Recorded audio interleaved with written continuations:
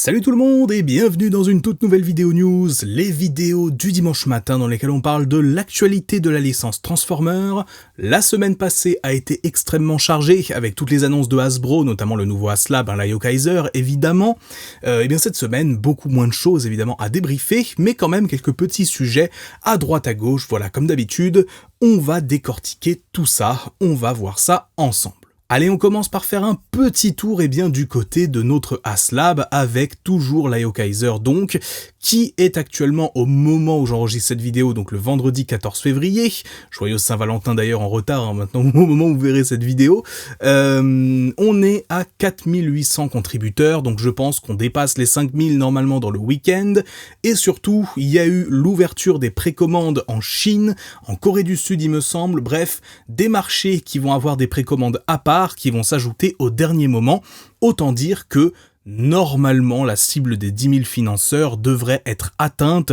ça devrait pas poser de problème, on rappelle que ça se termine le 24 mars, normalement, donc pas grand chose, pas de grand doute à ce niveau-là. Je pense aussi que vu comme c'est parti, on aura probablement droit à la première, au premier personnage débloqué, donc le fameux Descobra, donc qui se change en hélicoptère. Pour la suite, faudra voir si on aura aussi les Nunchaku à 16 000 contributeurs et le socle à 18 000, un socle qui a l'air toujours aussi moche. D'ailleurs, on n'a pas eu d'actualisation ou d'autres infos à ce niveau, mais voilà, globalement, où on en est pour ce qui est de l'Io Kaiser. N'hésitez pas à me dire en commentaire si jamais vous l'avez précommandé ou si vous êtes un peu comme moi encore, que vous hésitez, vous savez pas vraiment si vous allez sauter le pas ou non. Voilà, de mon côté, je suis toujours dans la même position que la semaine dernière. Je ne sais toujours pas, voilà. Est-ce que je cède, est-ce que je ne cède pas? Je sais pas, puisque le prix est quand même, selon moi, pas justifié. Mais malgré tout, voilà, on verra bien sûr ce que ça donne et en fonction de comment mes envies bien sûr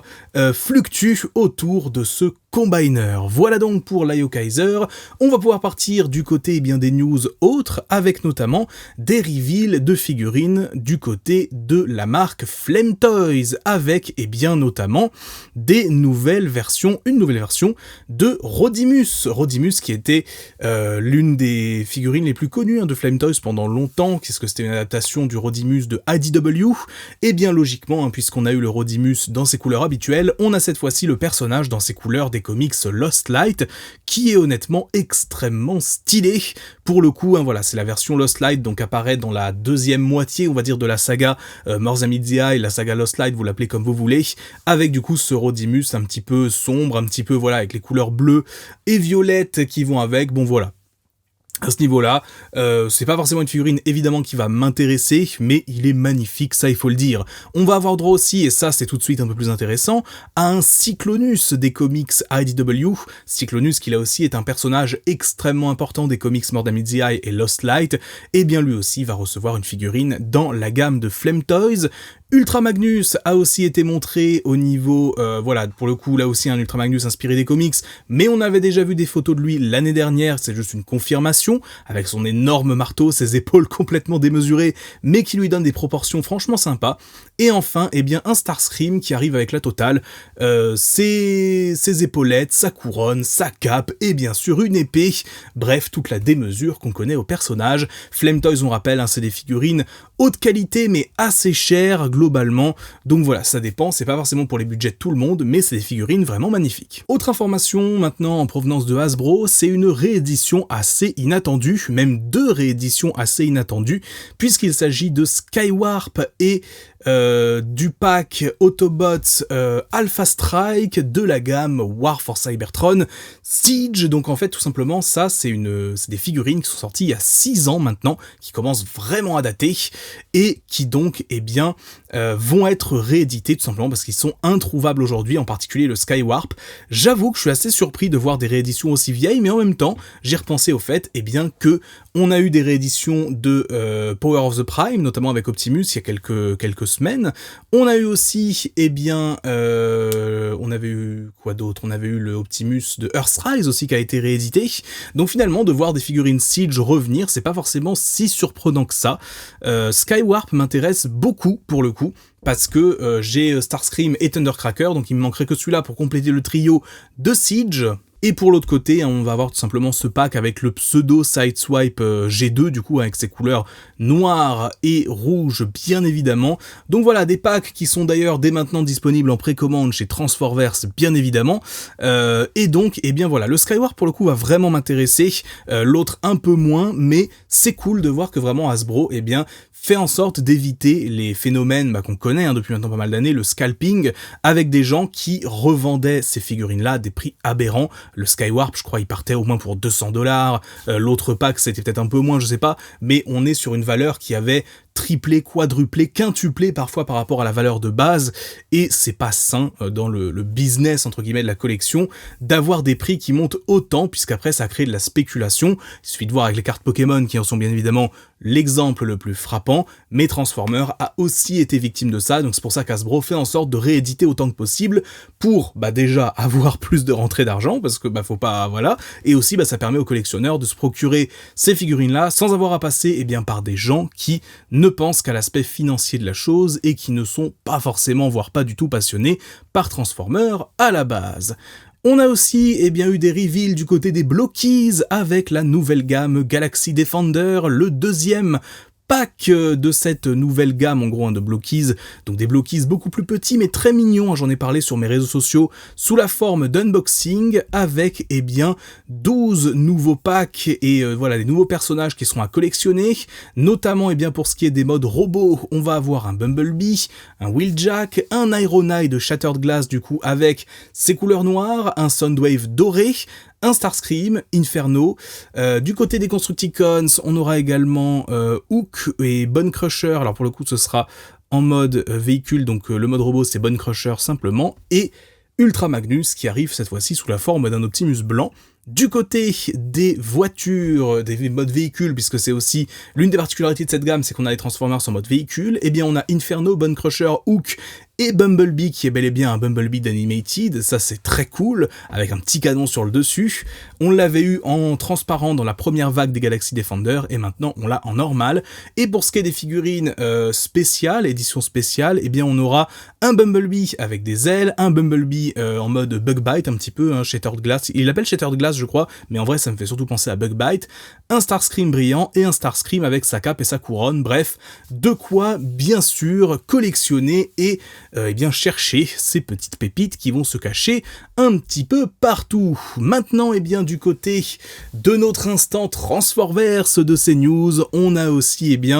pas mal de nouveautés sur la boutique cette semaine, avec dans un premier temps l'arrivée d'un personnage extrêmement cool, à savoir le Straxus Comics Edition, qui était sorti donc l'année dernière, une figurine vraiment cool, vraiment quali, un excellent remold du Galvatron de la gamme Kingdom, donc voilà, à ce niveau-là, c'est plutôt cool, honnêtement, de voir cette figurine-là arriver chez Transformers, sachant que il est difficilement trouvable un petit peu ailleurs. Donc voilà, si vous souhaitez vous le procurer,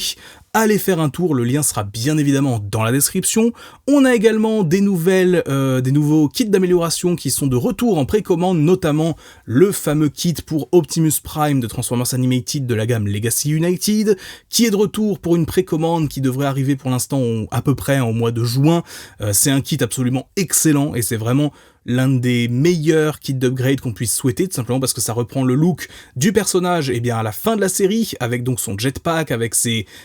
gros bras en quelque sorte, ses canons à l'arrière, bref, la forme upgradée du Optimus d'Animated, avec du coup tout ce qu'on peut en attendre. Et on a eu aussi des arrivages cette semaine, avec ni plus ni moins que du Legacy United et du YOLO Park notamment. Donc on va avoir notamment du Soundwave Legacy United au format leader, Galaxy Shuttle qui est une figurine vraiment excellente, Overcharge, donc le repaint de Blitzwing. On a aussi du côté des Studio Series le Studio Series Gamer Edition Skywarp qui est très stylé.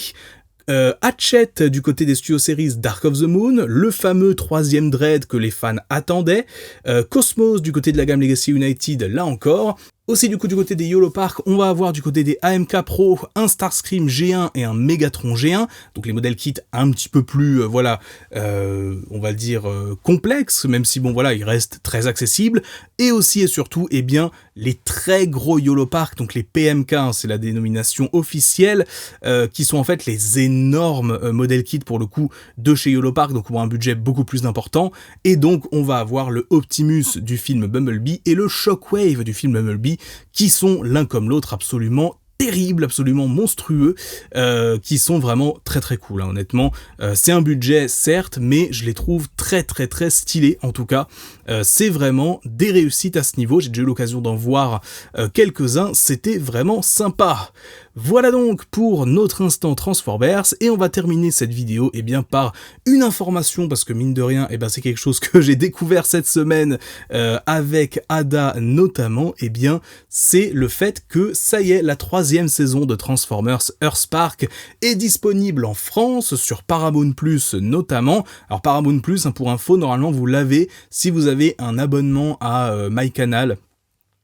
C'est compris dedans normalement, enfin MyCanal, Canal Plus plutôt, et via l'application MyCanal vous pouvez avoir accès à Paramount Plus, et du coup la nouvelle saison de Transformers Earthspark est dessus. Nouvelle saison oui et non, hein. Dans les faits c'est juste une deuxième partie de la saison 2, mais ils ont appelé ça saison 3. Bon, j'ai regardé pour l'instant les 4 premiers épisodes, et c'est vraiment pas terrible, hein. Je pense qu'il y a une bonne grosse analyse à faire sur le downfall absolu de cette série, après une saison 1 tellement prometteuse et excellente sur plein de points. Malheureusement, la chute est un petit peu terrible, mais il me reste 4 épisodes à voir, donc je vous ferai un petit retour via une vidéo analyse quand même, je pense, d'ici quelques temps. Voilà pour cette vidéo news, j'espère qu'elle vous aura plu, ça vous aura pris des choses comme d'habitude. Voilà, une semaine beaucoup moins chargée aujourd'hui, mais voilà, qu'est-ce que vous voulez, c'est comme ça, on peut pas toujours avoir autant de news que,